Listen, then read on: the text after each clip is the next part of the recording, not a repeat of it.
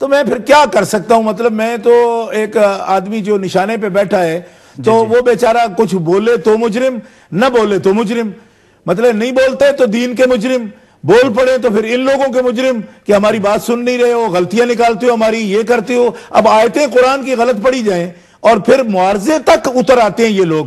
اتنا بھی نہیں دیکھا کہ کم از کم یہ دیکھو کہ سید بیٹھا ہے اور قرآن کا حافظ ہے اور اس میں بات کر رہا ہے، تو آپ کو اتنا دیکھنا چاہیے کہ آپ آیت غلط پڑھیں گے تو میرا کیا فرض بنتا ہے کہ میں کہوں کہ آپ ٹھیک کہہ رہے ہو پھر بھی میں آپ کو درست کہوں؟ ایسا تو منع ہے نا جی۔ اچھا، دوسری بات یہ میں عرض کر رہا ہوں کہ قرآن مقدس میں ایک نہیں 20 آیتیں آپ کو ایسے مل جائیں گی کہ اذ قال الحواریون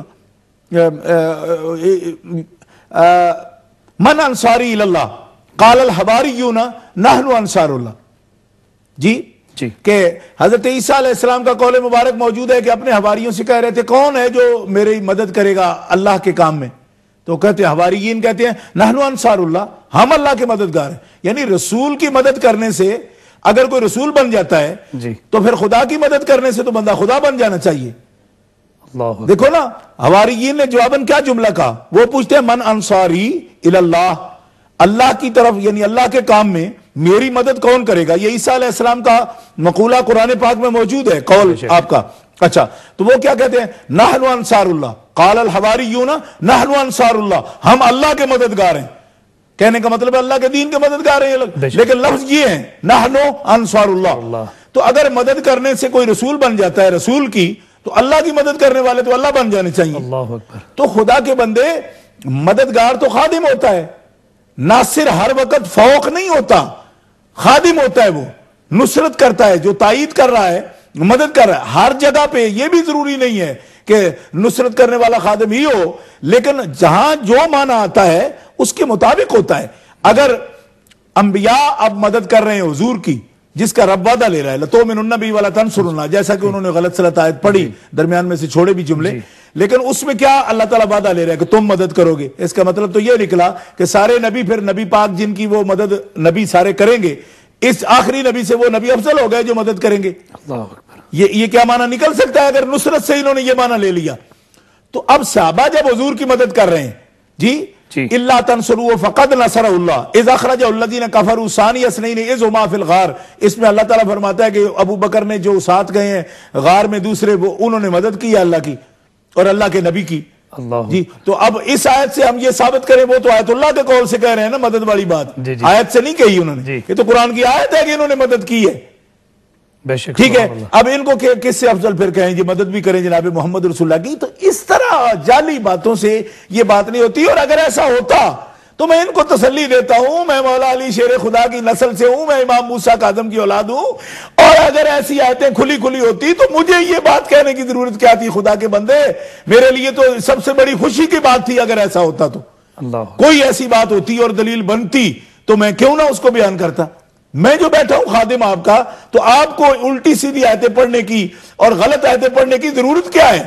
مولا علی شیر خدا کے حق میں کوئی قرآن کی نص ہو، حدیث پاک مشہورہ متواترہ ہو، ہمارے علم میں ہو، کیونکہ ہم کوئی دعوے دار نہیں ہے کہ ہم بہت کچھ جانتے ہیں، ہم تو علماء کی جوتیوں کے خادم اپنے آپ کو سمجھتے ہیں، لیکن ہمارے علم میں ہو اور وہ بیان سے رہ جائے، ہم اپنے آپ کو اہل بیت کا وفادار ہی نہیں سمجھیں گے کہ اگر ہم اس بات، لیکن رٹلیات بیان نہیں کریں گے، فضول باتیں بیان نہیں کریں گے کہ ایک بات کی کوئی اصل نسل نہیں ہے تو ہم تھوپتے چلے جائیں۔ اس پر حضرت مولا علی شیر خدا نے خود لعنت فرمائی ہے کہ یہ لوگ جو ہیں یہ دین سے نکلے ہوئے ہیں، کہ جو باتیں مجھ میں نہیں ہیں وہ میرے پر لگا رہے ہیں۔ میں کل بھی حضرت غنیت الطالبین کے حوالے سے حضرت پیران پیر دستگیر سرکار میرے آقا و مولا کا قول پہ اس پر پیش کر چکا ہوں کہ آپ فرماتے ہیں کہ یہ لوگ مجھے حد سے بڑھانے والی بات کرتے ہیں۔ حد سے بڑھانے والی بات تو سرکار نے بھی ہمیں منع فرمایا، میرے لیے نہ کرو، لا تطرونی کا مطرت النصارى، میری تعریف میں بھی حد سے مت بڑھنا، اس طرح کی باتیں نہ کرنے لگ جانا جس طرح نصارہ نے عیسیٰ ابن مریم کے لیے کہی ہیں کہ خدا کا بیٹا کہہ دیا۔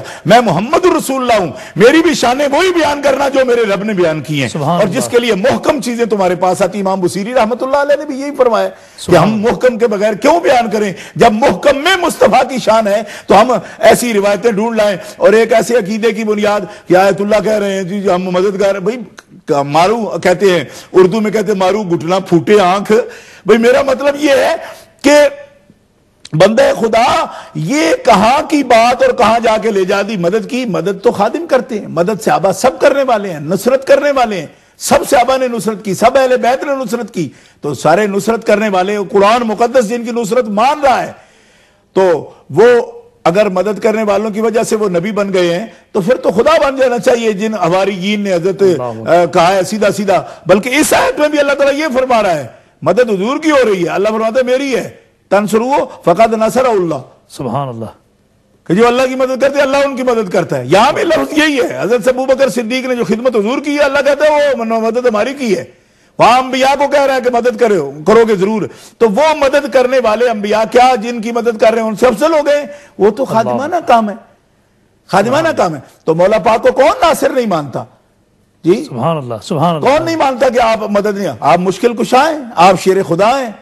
ہمارا یہ عقیدہ ہے, ہم تو ان کے نام کی نعت پڑھنے والے ہیں. نعت علی مظہر العجائب تجد عون لک فی النوائب کل غم و ہم سینجلی بولایتک یا علی یا علی یا علی. یہ وظیفے پڑھنے والے ہم لوگ ہیں, مگر خدا نہیں ان کو بنا سکتے, نبی نہیں بنا سکتے, یہ ہمارے بس میں نہیں ہے. خدا نبی بنانا ہمارے پاس کی بات ہے. وہ الہ ایک ہے, اس کے انبیاء وہ ہیں. جس طرح کسی نبی کی نبوت کا انکار کرنا کفر ہے, اسی طرح کسی غیر نبی کو نبی ماننا بھی کفر ہے. یہ کون سا دروازہ آپ کھول رہے ہو؟ آج علی کے لیے کھولتے ہو, کل وہ غلام احمد کے لیے کھول کر بیٹھ گئے ہیں. یہ دکانداری نہیں ہے نبوت. نبوت تو رب کا کام ہے, وہ جس کو دیتا ہے, جس کو دینی تھی دے دی. علی علی ہے اور اس میں بھی وہ بہت کچھ ہیں. آپ کو کیوں صبر نہیں آتا اس بات پر؟ علی کا رتبہ علی ہے, اور جب علی علی ہے تو پھر اس کو نبی بنانے کی آپ کو کیا ضرورت ہے؟ جو بن نہیں سکے گا. کیوں؟ اس لیے کہ نبی بنانا تیرا میرا کام نہیں, نبی بنانا رب کا کام ہے. اور وہ اس نے بنانے چھروکڑے بند کر دیے ہیں. اس نے کہہ دیا کہ آخری بنایا محمد رسول اللہ, اب تیرے سے نہ کوئی بڑھ کر ہے نہ کوئی تیرا مثل ہے کہ اس کو میں نبی بناؤں. کیوں کہ میرے خزانے میں ایک ہی محمد تھا. جی رخ مصطفیٰ ہے وہ آئینہ, اب اس کے بعد کوئی آئینہ نہ ہماری بزم خیال میں, نہ دکانیں آئینہ ساز میں. سبحان اللہ. ہمیں سونے ملنا تھارا ایسا نہیں یار بٹانا. اب نبوت کا دروازہ بند ہے. اب آپ آخری اینٹ لگ چکی کسر نبوت کو. اب جو نبی نہیں ہے وہ نبی بن نہیں سکتا, اور جو نبی ہیں ان کی نبوت پر حضور کی نبوت کا پہرا ہے. ان کو کوئی نبی ہونے کا انکار نہیں کر سکتا, اور جو نبی نہیں ہے ان کو نبی کوئی بنا نہیں سکتا. سبحان اللہ, سبحان اللہ. حضرت ہمارے ساتھ صلاح الدین صاحب نارتھ ہیمپٹن سے انہوں نے جوائن کیا. السلام علیکم. وعلیکم السلام. جی حضرت کیا فرمائیں گے آپ؟ سر شاہ صاحب کی خدمت اسلام ہے, اور عرض کرنا تھا کہ آج کل جو سا پورے گریٹ برٹن میں اور یورپ میں کچھ پیر حضرات ایسے بھی جنہوں نے بزنس کھولا ہوئے اپنا اسی پیری مریدی کے چکروں میں, اس کے بارے میں شاہ صاحب سے عرض ہے کچھ تفصیل بتائیں ہمیں. نہیں, کیا آپ کا سوال کس حوالے سے ہے کہ پیری مریدی کا کیا مطلب, یعنی کہ پیر صاحبان جو یو کے میں ہیں, یورپ میں؟ ہاں جی, وہ پیسوں کے چکروں میں بزنس کھولے ہوئے کئیوں نے سر. نہیں, بزنس اگر وہ کھولتے ہیں تو وہ تو ان کا اپنا اگر بزنس ہے تو وہ تو ٹھیک ہے, چلا رہے ہیں. اس کے علاوہ کیا مطلب, بزنس کے حوالے سے کیا مطلب, آپ کی کیا مراد ہے؟ مراد یہ ہے کہ جون سا ان کا مرید زیادہ ان کو پیسے لگائے گا وہ زیادہ ان کے لیے نزدیک, اس کے لیے ان کے لیے افضل ہے. جون سا غریب ہے اس کے لیے اس کو سائڈ پر کر دیتے ہیں. ٹھیک ہے انشاءاللہ شاہ صاحب ضرور اس پہ. ایک اور سوال ہے سر, ایک اور سوال ہے. جی ٹھیک ہے, ارشاد فرمائیں. ایک اور سوال کہ بو علی کلندر اور حضرت شہباز کلندر, ان میں سے پہلے کون کلندر تشریف لائے تھے دنیا میں؟ ٹھیک ہے. اور تیسرا شاہ صاحب سے سوال ہے کہ پلیز اگر بیلجیم یا ہالینڈ کا ان کا پروگرام ہو تو پلیز مجھے بتا دیں, کیونکہ میں بیلجیم میں رہتا ہوں, تاکہ ان سے میں ملاقات کر کے شرف حاصل کر سکوں. ٹھیک ہے انشاءاللہ العزیز. بہت مہربانی, آپ نے ہمیں جوائن کیا اور بہت شکریہ. انشاءاللہ شاہ صاحب قبلہ اس پہ ضرور گفتگو فرمائیں گے. حضرت آپ نے بہت خوبصورت انداز میں اور احسن انداز میں خادم حسین صاحب کے جو سوالات تھے ان کا جواب ارشاد فرمائے. لیکن ان کی ایک بات رہ گئی ہے, کوئی اپنے نانا جان کا حوالہ دے رہے تھے, جی وہی رہ گئی ہے نا. جی ایک اور اس کے ساتھ سوال تھا. ایک پہلے جو اتقا والی آیت تھی اس کا مصداق حضرت کون ہے؟ جی ہاں, یہ پہلے سوال آیا. جی پہلے جو سوال وہ ہے کہ قرآن مقدس میں اللہ رب العزت جل وعلا کا ارشاد ہے وَسَيُجَنَّبُهَا الْأَتْقَى الَّذِي يُؤْتِي مَالَهُ يَتَزَكَّى وَمَا لِأَحَدٍ عِندَهُ مِن نِعْمَةٍ تُجْزَى إِلَّا ابْتِغَاءَ وَجْهِ رَبِّهِ الْأَعْلَى وَلَسَوْفَ يَرْضَى. اس میں اللہ تعالیٰ فرماتا ہے کہ جو سب سے بڑا پرہیزگار ہے اس کو اللہ تبارک و تعالیٰ عنقریب اس کو اللہ تعالیٰ جل شانہ نجات عطا فرمائے گا اور وہ اس کا بیڑا پار ہوگا.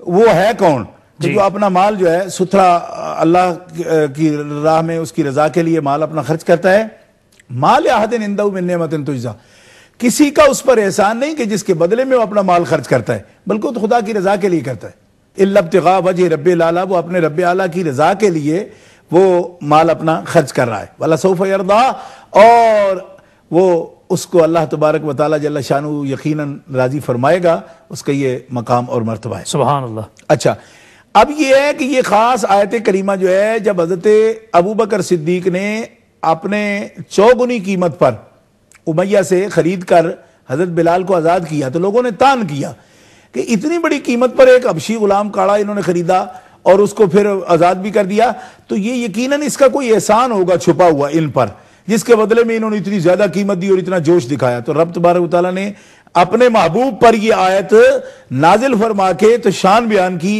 رب کے پیارے حبیب کے پیارے یار کی، فرمایا اس پر کسی کا بھی احسان نہیں، اس کے احسانات ہیں، وہ جو کر رہا ہے احسان تو وہ کسی کے احسان کا بدلہ نہیں چکا رہا، بلکہ وہ تو اپنے رب کی رضا کے لیے، کیوں کہ یہ رب کا عاشق ہے بلال اور مصطفیٰ کا بھی عاشق ہے، اس کی قدر و قیمت کو جانے تو ابوبکر جانے، 100 گنا قیمت دے کر اس کو خریدا بھی اور آزاد کیا، اور جب مصطفیٰ علیہ السلام نے تحسین فرمائی تو رو پڑے، عرض کی یا رسول اللہ میں نے کیا کیا، میں بھی آپ کا غلام، بلال کا بھی آپ کا غلام، یہ سب کچھ ہے، میرا مال بھی آپ کا، میں بھی آپ کا، میں نے کیا ہی کچھ نہیں، یہ سب سرکار کے نام پر ہے جو کچھ بھی ہو۔ سبحان اللہ۔ حضرت ابوبکر صدیق کی شان میں الاتقا، سب سے بڑا امت کا پرہیزگار آپ کو فرمایا گیا، اور الاتقا کا مصداق جو ہے نا جی وہ اس لیے بھی آپ ہیں کہ بعض ہمارے دوست یہ کہہ دیا کرتے ہیں کہ اس سے حضرت مولا علی شیر خدا بھی مراد ہو سکتے ہیں۔